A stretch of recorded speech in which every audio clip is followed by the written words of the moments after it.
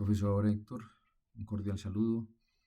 Mi nombre es Servio Jiménez. Me presento para dar cumplimiento a la tarea de la lectura del libro Los Derechos en Serio de Ronald Dworkin, el capítulo 2 titulado El modelo de las normas.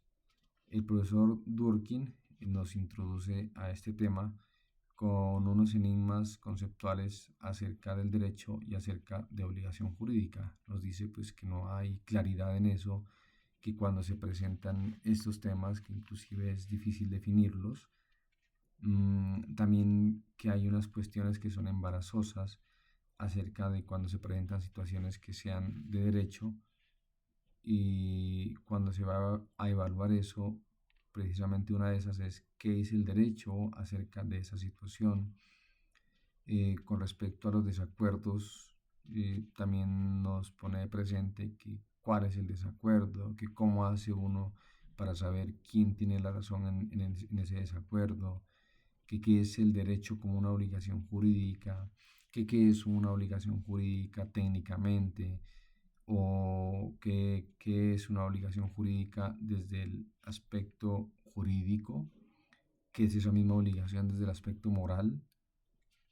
Ante esto nos pone de presente la identificación de los principios para tener la seguridad de que son suficientes y que se los estamos aplicando a determinada situación. En segundo lugar, el profesor nos pone también de presente lo que es el positivismo con sus definiciones, una de las cuales es qué es el positivismo, y lo conceptúa como las normas especiales que se usan por la comunidad para determinar comportamientos castigados por los poderes públicos, haciendo énfasis en esta corriente positivista el origen, más que el contenido, el origen de quién hizo esas normas y de cómo se hicieron y de qué procedimientos siguen para esas normas. También en esta corriente positivista dice que cuando no hay norma en determinada situación, que se le deja cierta discreción al juez. También dice que en la obligación jurídica, que es una norma jurídica válida, se busca que se aplique a una situación, y que cuando esa situación y cuando no hay norma para esa situación, pues no hay obligación jurídica. Eh, Hart también hace una especificación con respecto a lo que son las normas primarias, las normas secundarias, las normas primarias como aquellos deberes, como aquellas obligaciones, y las normas secundarias como aquellas que son de procedimiento para la creación de las normas. También hay una pequeña participación de Austin, quien se basa su concepto en cuanto a la soberanía de las normas que se cumplen o se hacen para que se mantenga el orden público. En la lectura también está un tema acerca de las normas, principios, directrices y políticas y directrices políticas. Los principios los define el profesor como unos estándares que no son normas y que son una exigencia de parte de la justicia, que deben estar enmarcados dentro de la moralidad. Nos pone de presente hay dos casos donde se definió por principios y no por normas, no por normas.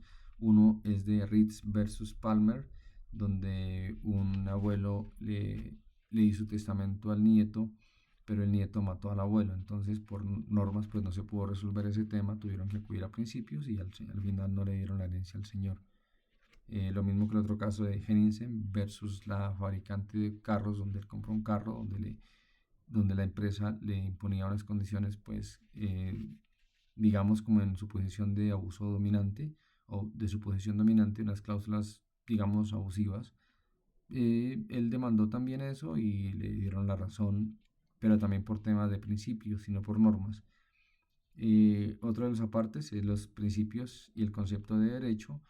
Entonces nos dice el profesor Dworkin que los principios como normas jurídicas hay dos opciones. Uno, verlos así como normas jurídicas, y el otro, negar que sean normas jurídicas, que si se niega que son normas jurídicas se puede llegar a la aplicación de un derecho injusto.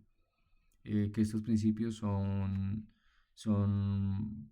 funcionan para casos difíciles, como los que acabo de mencionar, que esos casos generalmente dan lugar a la generación de precedentes, perdón, que sería la creación de nuevas normas a través de los fallos.